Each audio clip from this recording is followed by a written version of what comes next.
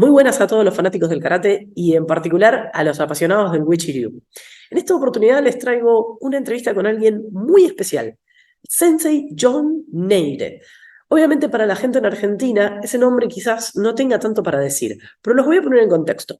Es la primera mujer de Uechi-Ryu en llegar a la graduación de 10º Dan dentro de IUKF, que es la International Uechi-Ryu Karate Federation. Sensei Joan Neide tiene una trayectoria impresionante y entre todas las personas con las que estuvo entrenando, pasó largo tiempo entrenando con Kanyes Sensei y con Seiyu Shinjo. La entrevista a la Sensei Joan la tuvimos que hacer en inglés, así que les pido mil disculpas por todas las burradas que puedo haber llegado a cometer, pero bueno, la intención era traerles a ustedes la experiencia de vida de esta mujer que me pareció maravillosa. Obviamente este video va a estar subtitulado al español, así que les pido por favor que enciendan los subtítulos de YouTube. Gracias y que lo disfruten tanto como yo.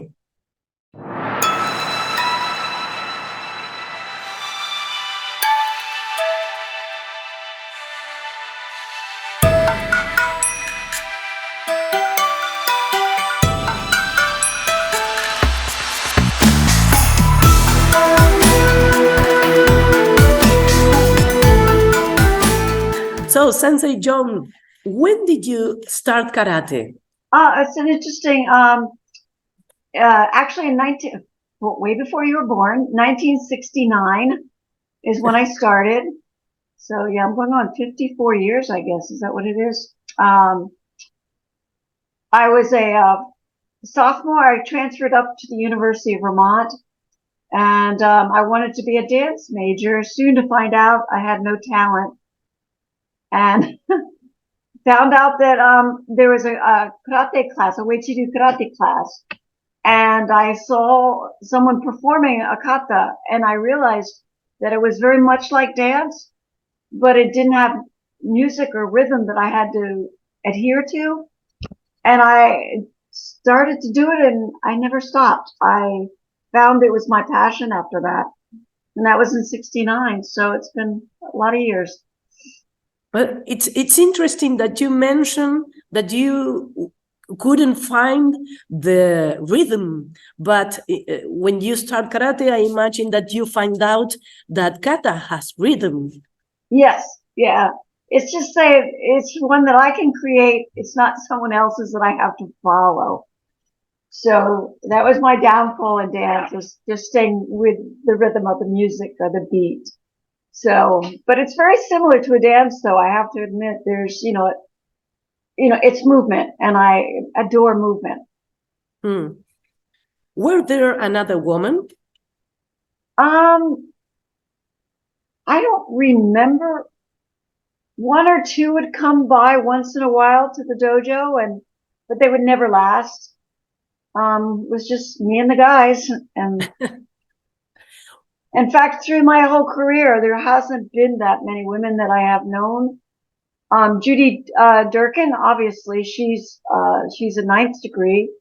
Buzz Durkin's wife out in New Hampshire. But over the years, I would say few. I've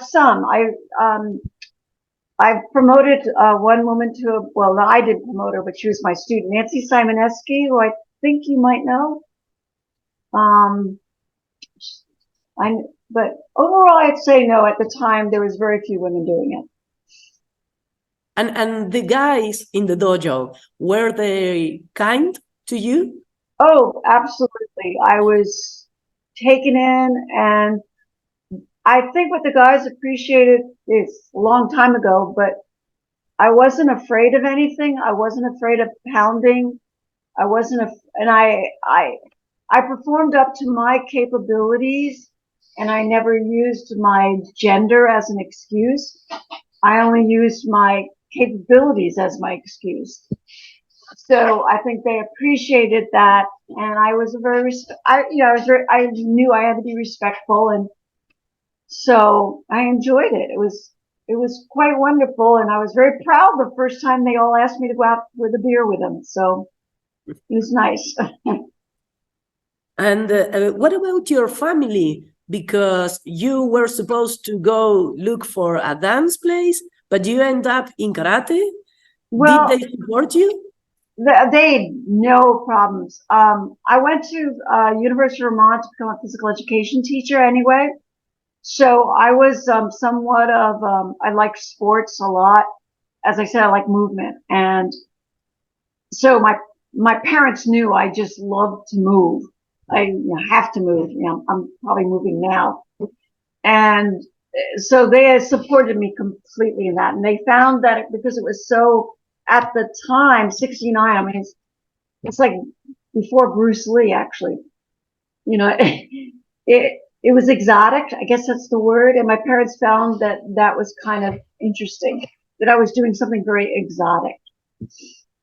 They didn't like the bruises, though. I remember coming home and, on spring break or something with my arms bruised up, and they kind of, their eyebrows would go, what's going on here? Because my arms was, as you know, as you start karate, your arms get so bruised. So that was an interesting point. But the bruises is something that it lasts to today, because I know a lot of people that doesn't like the bruising part. Yeah. So it's not only back then, it wasn't only your parents, it's everyone doesn't like the bruises. Yeah. So, I mean, it's funny, as you get older, I don't seem to bruise as much. I think my body's just used to it. So I don't bruise as much, but I know that one of my students, I did have a female student who was checking out at the grocery store, and her arms were all bruised, and the security came over and they called the police and asked if she was being abused by someone. And she goes, no, that's just my karate teacher. I was like, oh, Jesus. So. Wow, incredible.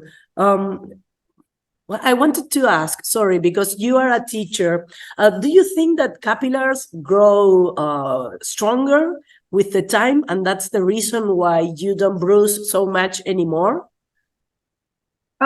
It's an acclimation of the body, and how, it's just how to hold tight properly. It's also, your body acclimates to the hitting in certain spots. I warn my students on how to, like, say, arm pound properly and not stick the bony bones into you and all like that. So, I just, if somebody really hits me hard, I bruise, but not as much as I used to. I don't know why. I can get hit pretty hard, and I don't even get a red mark anymore. So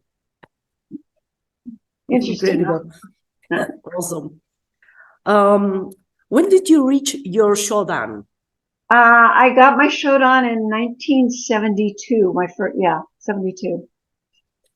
Do you remember that test? Yeah, very much so. I went down to Charlie Earl's dojo. Charlie Earl is one of the original under George Mattson in Rhode Island. And during the sparring, which was the last part of the test, the guy I was sparring against, I tried to block a kick with my thumb, basically, and I broke my thumb, my wrist, and my arm.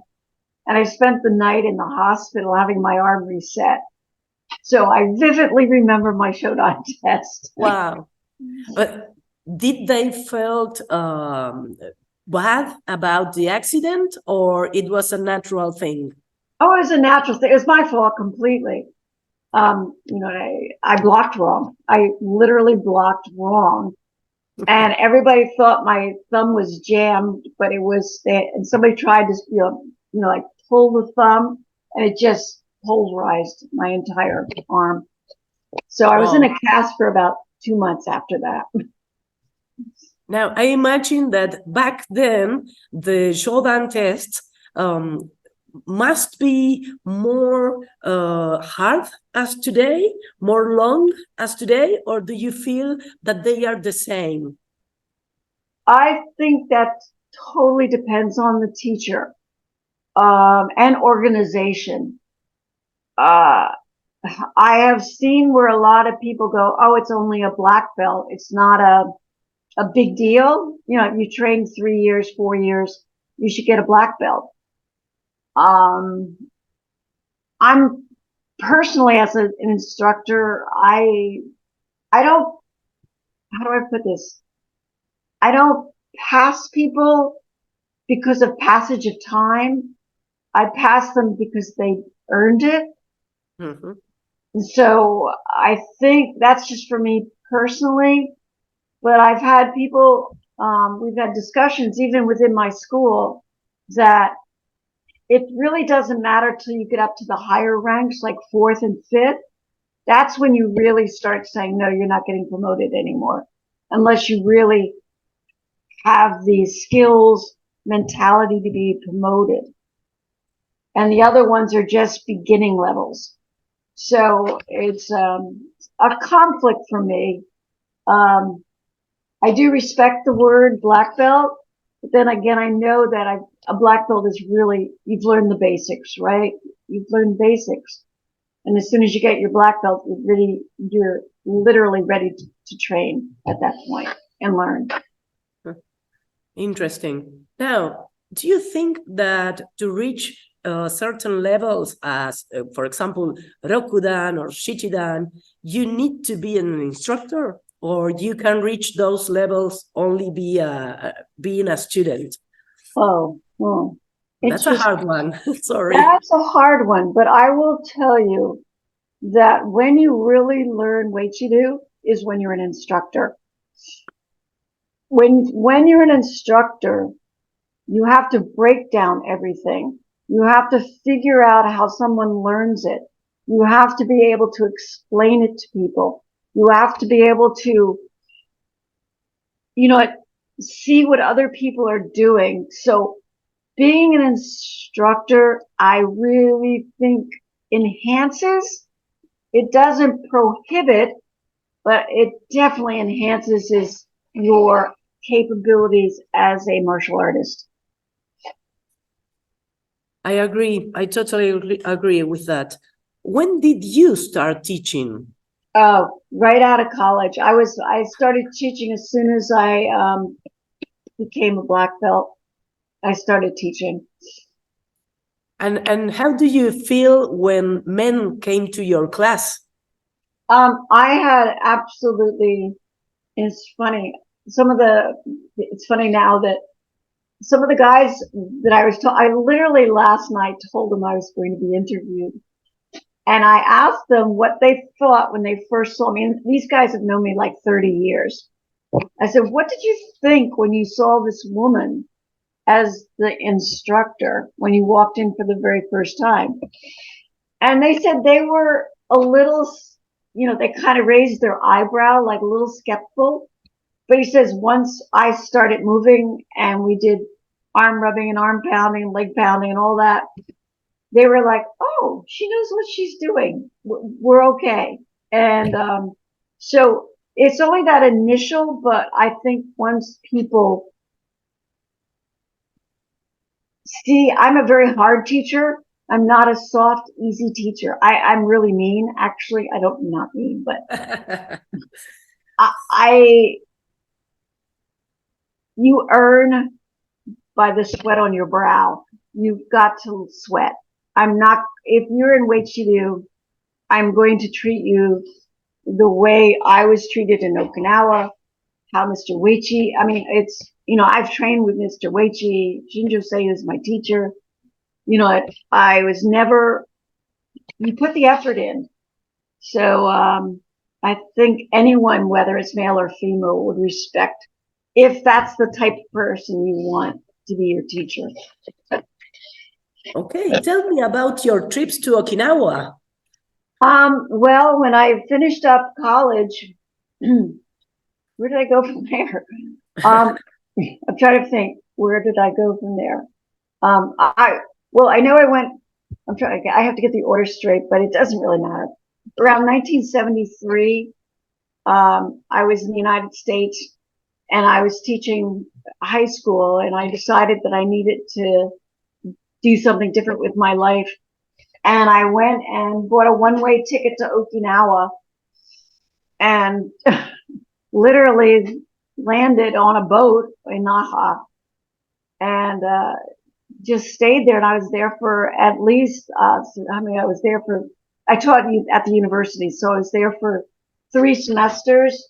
So a year and a half, 2 years, I lived there on Okinawa. I started out with Mr. Uechi Kanei. And what happened is his classes, it's funny, I would come in every noon for a class, and eventually Mr. Uechi was having me teach all the classes.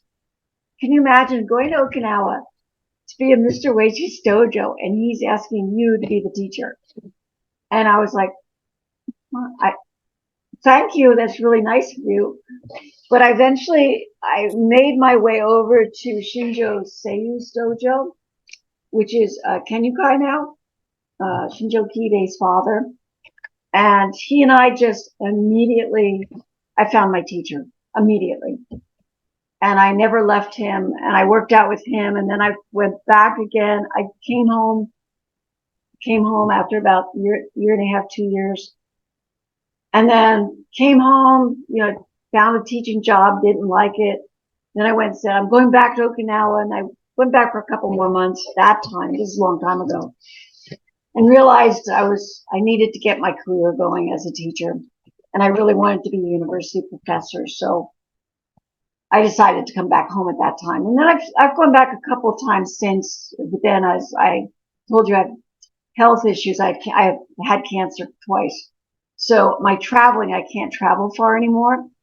So I haven't been back there in a while, but when they come here, I'm always going to their seminars.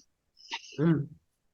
Seiyu Shinjo was very, very well known by being a brutal instructor. So I imagine that when you were there, I presume in Cadena Dojo, you were really hitting people there, right? Yeah, I don't know if the word brutal is the word I want, but he was firm, very firm, and it could be very strong, very strong. The workouts, you sweated a lot.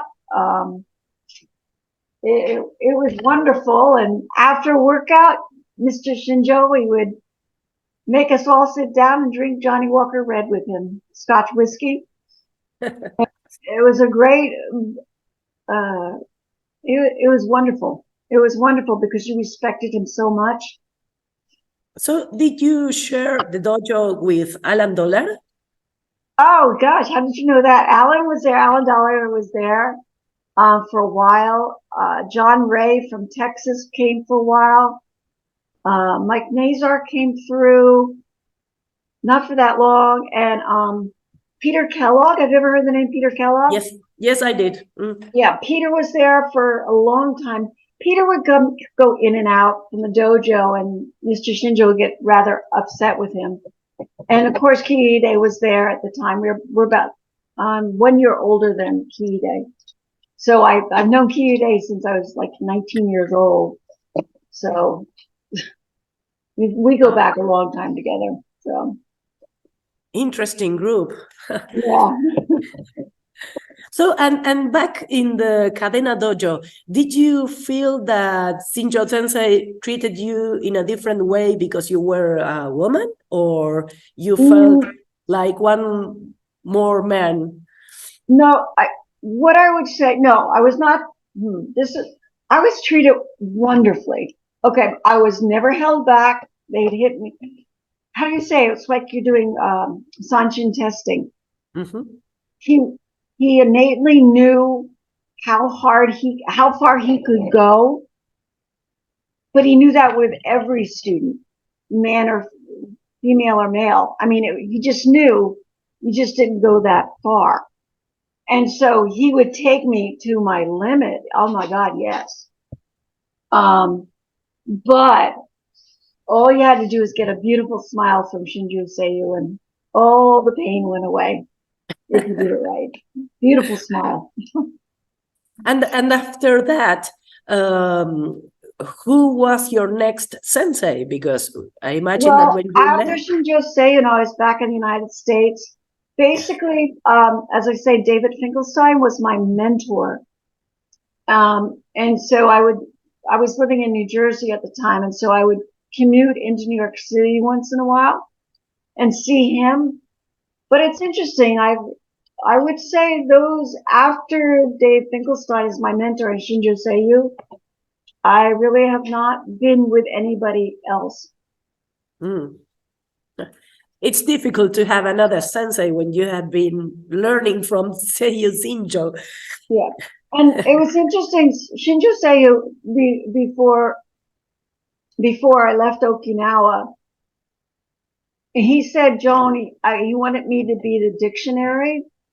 He wanted me to do the forms precisely the way he teaches it. And so when I would go back and go to other like seminars and groups and people would tell me to do it a different way, I have always resisted. So I'm actually very proud. If you saw my katas, they're very much Shinjo Seiyu's katas. I still keep it, and I'm trying to pass down that to my students. Yes, like a way of honoring your teacher too. Mm. So let's go back to the present day. How do you feel today as a karate woman? I never think about it that way. I practice karate. I practice Uechi-Ryu mostly, not even karate. I practice Uechi-Ryu. I don't tell anybody. Isn't that funny? I'll tell you, here's a great, when I got my 9th degree black belt, okay, my 9th, all right, I had to fly to, I had to get to Massachusetts. Where'd I go? Yeah, Massachusetts for the 9th degree test. When I was there, my husband joined me and my son joined me. He flew up from Mexico. He lives in Mexico, and he joined me. That was the first time my children, my son or my husband had ever seen me perform or had ever seen me do martial arts. And I had been married for like 30 years at that time. So it is my private world. My friends say at the university, many don't even know I do martial arts. My neighbors don't know. I keep it to myself. It's my world. So I can't say, how do I feel as a woman? Because most people don't know I do martial arts. Mm. That's an odd answer. You didn't expect that one, did you? No, really, I didn't. Did you ever use your karate position to inspire or help another women? Of course, I've had, as I said, I've had a few women that have become black belts in Uechi-Ryu. And I think, I don't know. Yeah, I know they appreciate me. And yeah, I mean, as you're a teacher yourself, and you know that sometimes when you can literally change a person's path in life that they didn't even expect, whether it's a woman or a man, that all of a sudden 20, 30 years later, they're still with you. And you go, just because you met me, you're doing all this. I have one of my students, Henry, he went to Okinawa and stayed there for 6 years. I have another student right now, Leonard. He is in Okinawa living there. I mean, these people have changed everything they were planning to do in their life. So, but the women, I have not had that many women that have trained with me. My students all right now are all men. Yeah, I've had, yeah, some I have, I will admit. Okay. Wow, but it's an incredible story, yours. And I didn't realize that you were so close to Okinawa in your own history. And now knowing that your own students go back there and stay and train, it's really exciting. Yeah, I find that really nice. I mean, actually, one of them, a couple of them went this summer to Okinawa. And every time they go out, so what'd you learn? What'd you learn? What's different? What's different? You know, because it's interesting, to my detriment, because I haven't really been in Okinawa in several years, is I think I don't know if it's good or bad, but I'm becoming a time capsule of the 70s Uechi-Ryu Shinjo Seiyu. All martial arts are evolving, changing. As you see, things are evolving and changing. But I kind of keep to the, say, in my head, whatever you want to say, I think that by staying in this mode of Shinjo Seiyu's katas and how they're performed, I'm keeping a template that other people can explore and do other things. But you have to go back and have something that's universal. Does that make sense? Yes, totally. Yes, because yes. if I watch my students and I go, literally last night, I said, yeah, you do it that way, but you can't teach it that way. Because that's not the foundation. You're going to have to give the foundation to a student and let them explore. So I'm one that always is looking in the past. How was it done? You know, it's a very Asian cultural thing to do that, is to look in the past for the answers. And so I look at Shinjo Seiyu, who trained with Uechi Kanei, right? And so I think I've got a good grasp of, and even obviously Uechi Kanei's, I mean, if you ever see films of what they did in Osaka and all, it's, you know, we've changed dramatically. But since the 60s and 70s, when it really came to the United States and all, I try to keep it as pure as Okinawan as I can. And I will tell you this, when my students go to Okinawa, they all say, the Okinawans at the dojos all say they're doing it right. So I'm very happy about that. So basically, what you are saying is that we should keep the original ways as much as we can, but then when you want to study and explore, you can take the kata and do different stuff. But the idea is always to keep the original and teach that way. Right. You know, it's sort of like a Picasso, a painter. I mean, Picasso did strange, you know, a very, you know, modern art type of thing, but he also could paint like a master, you know, like, because he had the foundation of knowing how to paint. But then he went off to explore. And so, my dog just walked into the door. So I think that's what karate can be like that. But you have to have the foundations. And I have a friend who's also he's 9th to, is he 10? I don't know. He's a 9th or 10th black belt. And his katas are so different. Right. And I always laugh at him when he does his katas, not laugh at him, but I get amused by them. And I said, but can you do it real?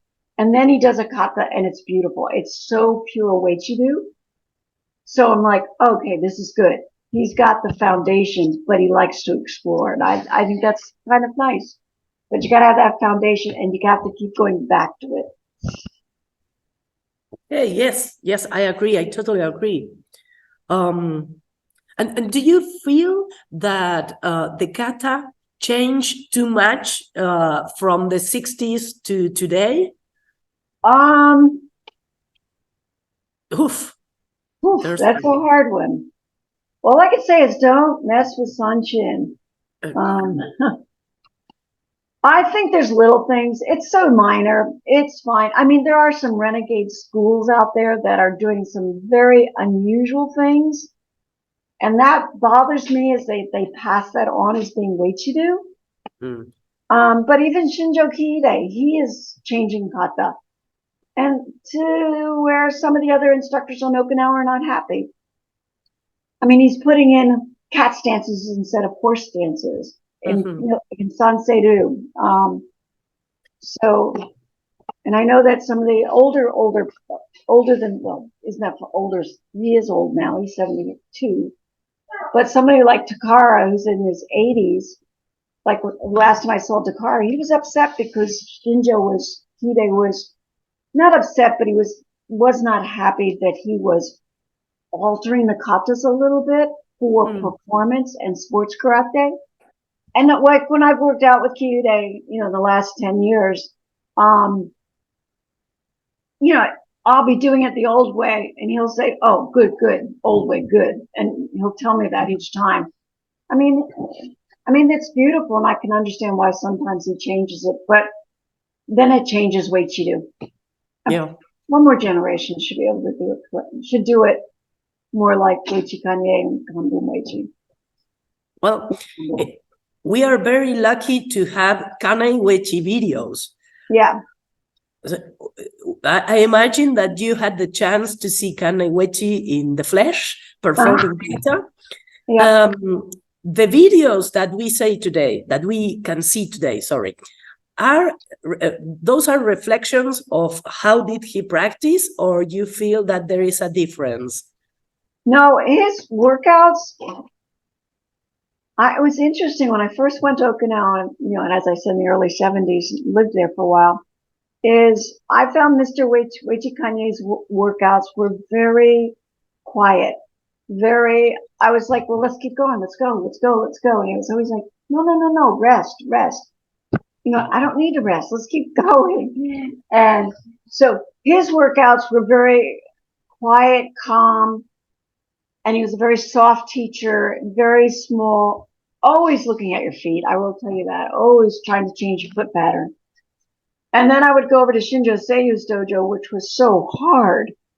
And I liked the hard workout.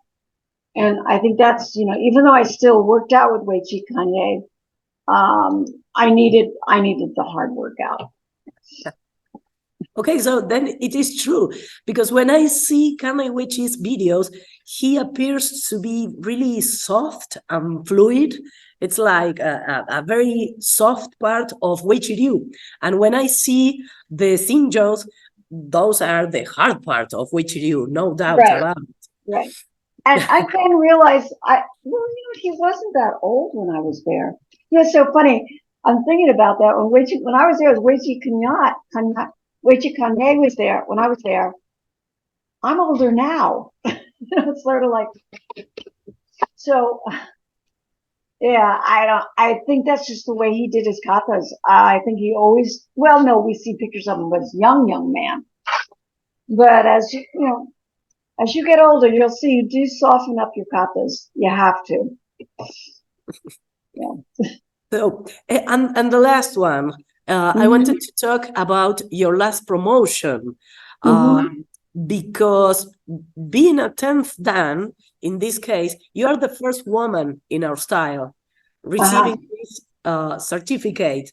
So are you aware that you are opening the roads for all of us that follow your footsteps in a way? Yeah, that's a very nice and complimentary thing to say, but I find being a 10th Dan a little strange. I'm glad I don't have to worry about promotions anymore. But I think I liked being a 9th Dan. It's just not a funny thing to say. But yeah, I mean, I know I broke, I changed things that people went through. I got congratulations from George. Jim Thompson, Zoomed me and said congratulations. And, I had all the old timers all said, it's about time, Joan, you've been with us forever. So, yeah, I'm proud that I was able to do it and survive this many years. But it's not just a long career that you have inside karate, but also an interesting one, because all your trips to Okinawa and all your teaching makes your career really interesting. You really lived the years you were doing karate. Yeah, and also, it's funny, I went off to graduate school and I got a degree in, Asian studies. And I taught at the university, of course, on Buddhism and Taoism and Confucianism.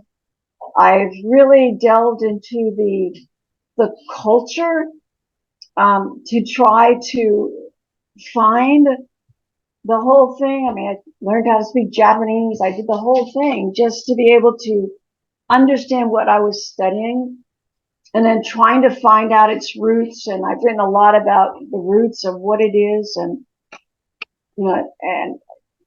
and still, so yeah, I think I just didn't study karate. I studied the entire art of it. And I still am. And that's what keeps me going now, is the art of it. What would your message be for Western women that wants to practice karate? What can we use from all this story? Well, I think I saw that question you wrote down on me, and I kept thinking, for women in particular, and as I said, you should not go into Uechi-Ryu thinking it is a self-defense class. And a lot of women pick up the martial arts thinking it's for self-defense and protecting yourself at the bar or something, or out when you're walking home from work. Yes, do you learn some of those skills? Absolutely, yes. Is Uechi-Ryu a self-defense? All the Okinawan karate systems are self-defense. But they're not like self-defense classes that are taught in the United States. This Uechi-Ryu, if you approach it, I really think you have to approach it from it's realizing it's very physical, and a good teacher will never take you beyond that which you are capable of, okay? And they will be able to bring you up to levels, but they will never hurt or harm you in any way. And that eventually you have to understand that this goes to everyone. There's so much more than just fighting techniques. To look a little deeper why you're doing it. I guess that's all I'm saying. Why do you embrace it so well? I mean, you could get just as much fun playing, a game of tennis or pickleball. I mean, well, you've been studying a long time. It's a strange world. Why we do it? I should ask you, why do you keep doing it? Yes, I have no answer to that. I know it's my lifestyle, but I do not have the answer. Yeah, I mean, I think because there is somewhat of an answer, is because there is no answer. And that every day that I'm working out, I find out something different and new or old, probably old. And that I go, I never thought of that. I mean, like last week I was doing a kata, and I go into these, when I'm teaching, am I talking too much? No, please. Okay. I go into these themes, I call them themes. And like right now, I'm really, really into transitions, okay, with foot patterns, all right? And we were playing with and doing all these I was trying to create drills for foot patterns and then applying them to kumites and then taking the foot patterns and then transforming them into kata and back and forth. So I've always noticed when people do katas, their feet are quite good. Well, as soon as they go into a kumite, the foot patterns are lost. They just kind of so I'm trying to connect kata patterns with real fighting patterns and trying to look at how they're working. And I've been discovering so much about Uechi just now, like in the last month. I'm excited. So that's really interesting. It sounds a lot like a new movement that it's out there. Well, new movement that is called functional karate, where people are trying to develop the path between kata and kumite. They're trying to link that in a very direct way.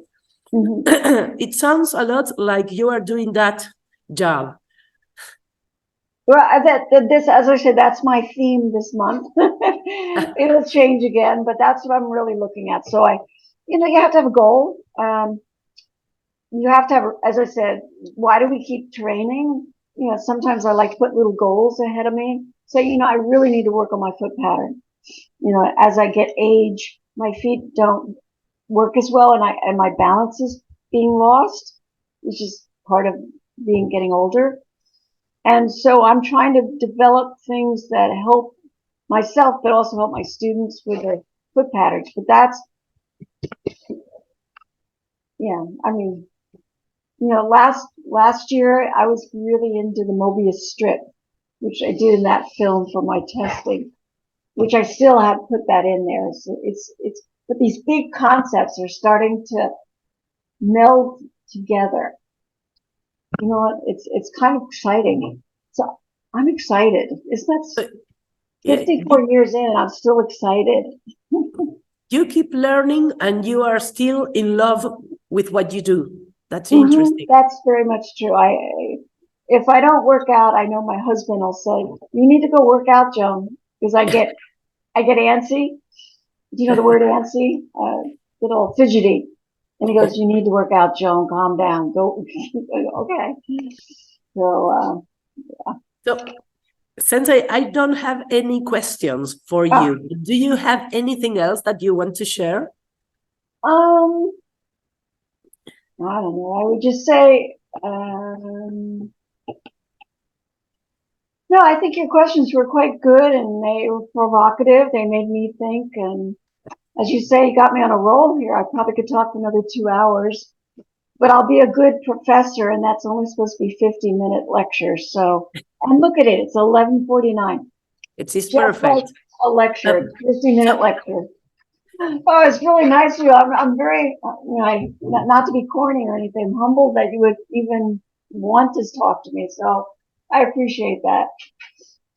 It's been a really honor and pleasure to spend some time with you today, Sensei. Okay. So thank you very, very much, Sensei Joan. Oh, you're welcome. Nice meeting you. Bye-bye. You too. Bye-bye.